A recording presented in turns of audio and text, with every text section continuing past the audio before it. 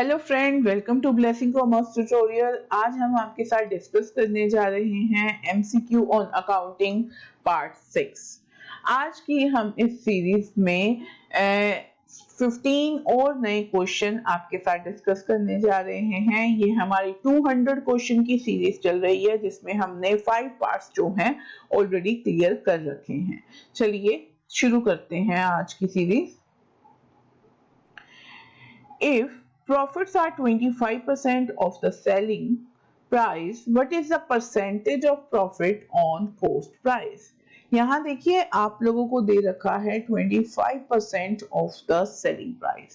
तो 25% of the selling price है, इसलिए मैं यहाँ पे सम स्टार्ट करूंगी। लेट सेलिंग प्राइस 100 और आपके पास प्रॉफिट्स आ जाएंगे 25। तो आपके पास कोस्ट प्राइस कितना बन जाएगा 75 डिडक्ट करके कि अगर सेलिंग प्राइस 100 है तो प्रॉफिट 25 है तो वो माइनस होके कोस्ट प्राइस में आ जाएंगे। अब हमें फाइंड करनी है percentage of profit. Percentage of profit का फॉर्मूला रहता है amount of profit divided by amount on which profit is calculated. Here cost price, right, into 100। तो यहाँ आपके पास amount of profit हमें पता है 25 upon 75 into 100। ये कैलकुलेट करने के बाद हमारे पास आएगा 33.33%। D is your answer। Next question है मेरे पास, if profits are 1/4 of the cost. तो यहाँ पे आपको दे रखा है प्रॉफिट्स जो हैं वो 1/4 ऑफ द कोस्ट दे रखा है। अभी कभी ऐसे दिया हो तो इसको सिंप्लीफाई करने के लिए 100/4 कर लीजिए और आपके पास आ जाएगा 25। Then what is the share of profit in sales. तो सेल्स में कितना होगा, तो सम बिल्कुल वैसा ही है लेकिन थोड़ा सा ट्विस्ट कर रखा है। यहाँ पे 25% हमें ऑन कोस्ट दे रखा है, इसलिए सम शुरू होएगा let cost price equal to 100। तो प्रॉफिट्स आ रहे हैं मेरे पास 25, तो आपके पास जो सेलिंग प्राइस आएगा वो आ जाएगा 125। अब अगेन वही मेरे को परसेंटेज ऑफ क्या पता करना है प्रॉफिट। तो फॉर्मूला रहता है amount of profit divided by the amount on which profit is calculated. यहाँ देखिए on which profit is calculated on sale price, इसलिए मैं यहाँ पे सेलिंग प्राइस जो है फिल करने जा रही हूँ इनटू क्या कर दूंगी 100। तो ये फिलिंग हो जाएगी 125 डिवाइडेड बाय 125 इंटू 100। ये कैलकुलेट करके हमारे पास आ जाएगा C, दैट इज 20%। चलिए नेक्स्ट क्वेश्चन देखते हैं अपना।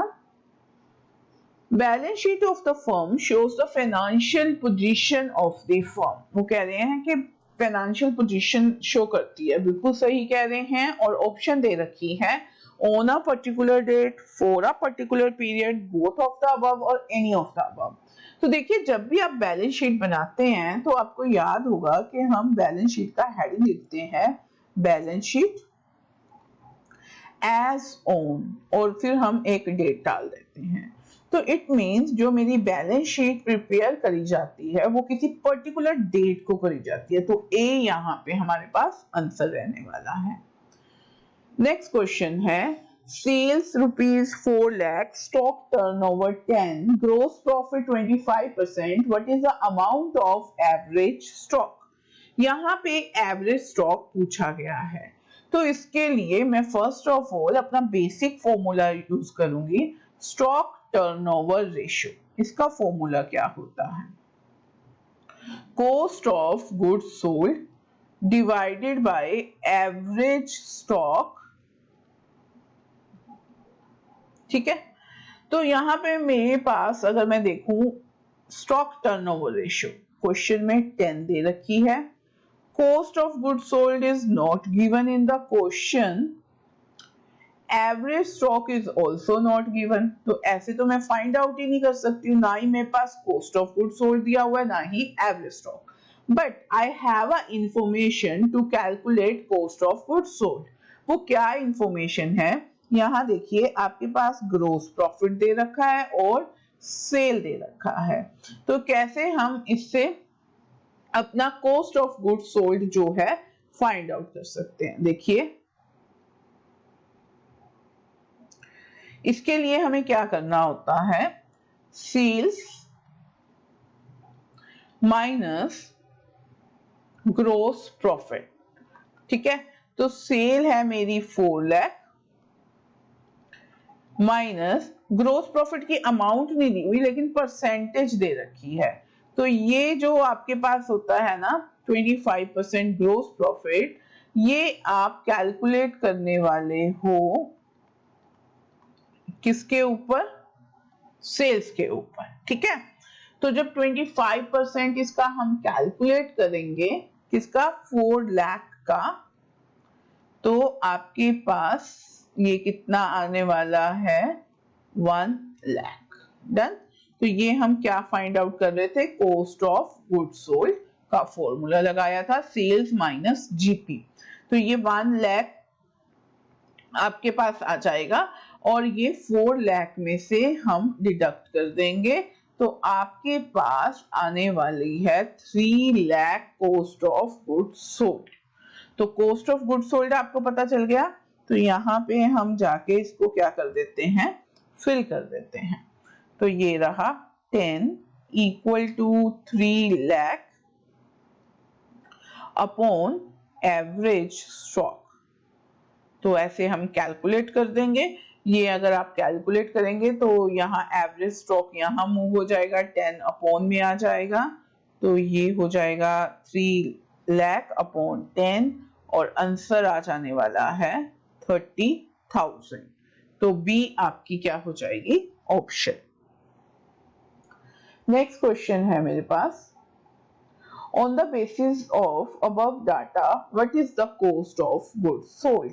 तो कॉस्ट ऑफ गुड सोल्ड हमारी कितनी थी, अबव डाटा जो हमने पीछे करा है ये वाला डाटा, तो ये देखिए मैंने cost of good sold find out करी थी 3 लाख, तो ये हमें फाइंड आउट करने की जरूरत नहीं है और यहाँ पे हमारे पास ये ऑप्शन रही सी। नेक्स्ट क्वेश्चन है, इफ अ पर्सन पे of all it's creditors the effect on balance sheet is, अगर कोई पर्सन अपने सारे क्रेडिटर्स दे देगा तो उसका बैलेंस शीट पे क्या इफेक्ट होएगा। अब आप सोचिए कि एक फर्म है, उसने अपने सारे क्रेडिटर्स दे दिए, तो क्रेडिटर अकाउंट डेबिटेड टू क्या हो जाने वाला है, कैश अकाउंट। तो क्रेडिटर का क्रेडिट बैलेंस होता है लेकिन यहाँ डेबिट हो रहा है, इट मींस ये डिडक्ट हो जाएगा, कैश भी यहाँ पे क्या हो जाएंगे, डिडक्ट हो जाएंगे, तो इट मींस आपकी लायबिलिटी भी माइनस हो रही है और आपके एसेट्स भी माइनस हो रहे हैं, या इन अनदर लैंग्वेज हम इसको डिक्रीज वर्ड बोल सकते हैं ना। चलिए अब अपनी ऑप्शंस देखते हैं। ऑप्शन क्या रही है, increase asset and increase owner equity, increase asset and increase liability, decrease liability and decrease asset। तो यहाँ पे आंसर जो मेरा आने वाला है वो रहेगा सी। नेक्स्ट क्वेश्चन है, working capital is excess of current asset over current liability, fix asset over fix liability, total asset over total liability, fixed asset over current liability। First of all जो working capital होता है वो current asset और current liability के साथ deal करते हैं। अगर मेरे को फॉर्मूला ना भी आता हो तब भी मेरी ये fix asset, total asset, fix asset, ये वाली तो आपके पास ऑप्शन जो है वो क्रॉस हो जाएंगी। अदरवाइज इसका फॉर्मूला होता है वर्किंग कैपिटल का आपके पास current asset minus current liabilities, ठीक है। तो ऑप्शन ए रहेगा हमारे पास आंसर।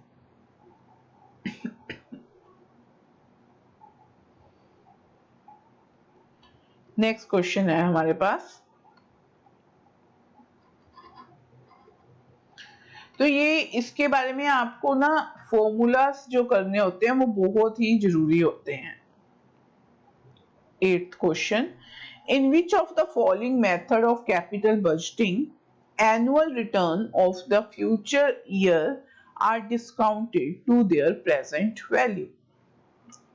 कैपिटल बजटिंग के कौन से ऐसा मेथड है जहां पे एनुअल रिटर्न जो है वो डिस्काउंटेड होती हैं फ्यूचर वैल्यू के साथ? हमें ऑप्शन दे रखी हैं pay back period method, internal rate of return method, present value method, both B and C, मतलब internal rate of return method और प्रेजेंट वैल्यू मेथड। देखिए जो पे बैक पीरियड मेथड है ये ट्रेडिशनल मेथड है, तो ट्रेडिशनल मेथड में हम डिस्काउंटेड रेट लगाते ही नहीं है। Internal rate and present value method, इन दोनों को, ये हमारे टाइम एडजस्टेड मेथड है जिसमें हमारा डिस्काउंटेड रेट लगता है। तो आंसर जो आने वाला है वो रहेगा D, both B and C. Next है हमारे पास question,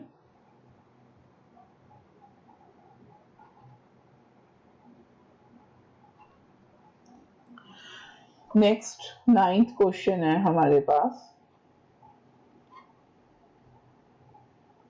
manufacturing account is prepared to. जो मैन्युफैक्चरिंग अकाउंट होता है वो हम किस लिए बनाते हैं? अस्ट्रेन प्रॉफिट और loss on good produce, ascertain cost of good produce, show the sales of the good produce, none of the above. देखिए ये मैन्युफैक्चरिंग अकाउंट जो है मैन्युफैक्चरिंग कंसर्न बनाते हैं to know about the cost of goods produce. ठीक है, हमारे पास 2 kind की कंसर्न होती हैं, एक होती है मैन्युफैक्चरिंग और एक होती है ट्रेडिंग कंसर्न। अब हमें क्वेश्चन पूछा गया है, general manager is entitled to commission of 5% on profit, 5% on profit before deducting such commission. Specially बोला गया है कि before deducting such commission. What is the amount of commission if profit is rupees 10,500? तो देखिए ये बिफोर वाला case है, तो इसमें सिंपली आपको क्या कर देना है कि जितना रेट ऑफ कमीशन दिया हुआ है वो आप इस पे प्रॉफिट पे लगा देंगे। तो हमारे पास दे रखा है 10,500, इसके ऊपर हम 5% जो है वो लगा देंगे। तो ये करके हमारे पास आंसर आ जाएगा 525। ठीक है जी, तो बी हमारे पास आंसर आ जाएगा। This is a before case. ये मैं स्पेशली क्यों बता रही हूँ बिफोर केस, बिकॉज आफ्टर और बिफोर के 2 केसेस रहते हैं, उसका लिंक हम आपको डिस्क्रिप्शन बॉक्स में दे देंगे सो दैट आपको दोनों की कैलकुलेशन आनी चाहिए। नेक्स्ट क्वेश्चन है, given below are some of the asset. ये हमें कुछ एसेट दे रखी हैं, cash, goodwill, stock, loose tools, work in progress, discount on issue of share, preliminary expenses, which of these assets are current assets. तो हमें इन सारे में से करंट एसेट्स को रिकॉग्नाइज करना है कि कौन सी करंट एसेट्स हैं हमारे पास। देखिए कैश है एक तो हमारे पास डेफिनेटली, गुडविल नहीं, करंट एसेट्स नहीं होती, स्टॉक यस, देन हमारे पास है loose tools yes, work in progress, ये भी एक स्टॉक की काइंड रहती है। तो मेरे पास discount on issue of share नहीं, प्रीमियरी एक्सपेंसेस नहीं, ये भी हमारे पास जो क्या नहीं है, करंट एसेट्स नहीं है। तो टिक किस किस पे लगा है? 1, 3, 4 एंड 5। तो देखिए कौन सी ऑप्शन आ रही है, ये 1, 3, 4, 5, ये बी ऑप्शन। तो बी आपका आंसर है। नेक्स्ट हमारे पास है question, which of the previous question assets are called intangible asset? In the previous question which assets are called intangible assets? तो प्रीवियस क्वेश्चन पे चलते हैं। इंटेंजिबल एसेट्स बतानी है जी। इंटेंजिबल एसेट्स में देखिए कैश तो आपके पास हो गया खत्म क्योंकि उस पे टिक लग चुका है, करंट एसेट्स थी। तो गुडविल, यस डेफिनेटली ये हमारे पास इंटेंजिबल एसेट है। Discount on an issue of shares, no, it is not an intangible asset. Preliminary expenses, yes. तो आपके पास आंसर जो आने वाला है 12th क्वेश्चन का 2 and 7 रहेगा। ठीक है, यहाँ पे है ऑप्शन, यस सी ऑप्शन हमारे पास है 2 and 7। नेक्स्ट क्वेश्चन है, in the previous question which of the previous assets are called fictitious assets। ठीक है, तो fictitious asset कौन सी होगी, हम देख लेते हैं अपना क्वेश्चन दोबारा से कि उसमें से fictitious asset कौन सी है हमारे पास। यहाँ देखिए, अगर मैं देखूं तो इसमें सभी का टिक हो चुका है, तो एक हमारे पास 6 जो है वो रिमेनिंग रही है। तो discount on issue of share ये मेरे पास क्या होती है, fictitious।